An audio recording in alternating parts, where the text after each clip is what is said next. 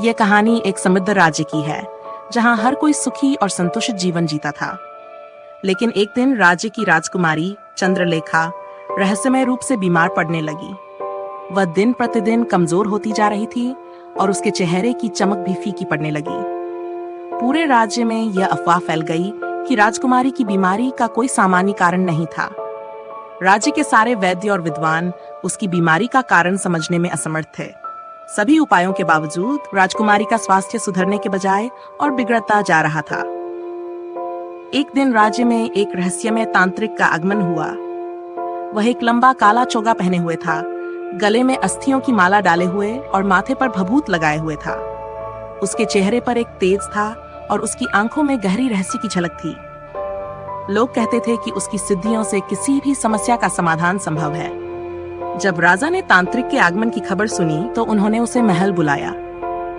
महल में तांत्रिक ने राजकुमारी को देखा और तत्काल ही ये कहा कि यह कोई साधारण बीमारी नहीं है, बल्कि राजकुमारी पर एक प्राचीन शाप है। तांत्रिक ने चेतावनी दी कि यदि इस शाप को समय रहते नहीं हटाया गया तो राजकुमारी अधिक दिन जीवित नहीं रह पाएगी। ये सुनकर राजा और रानी गहरे चिंतन में पड़ गए।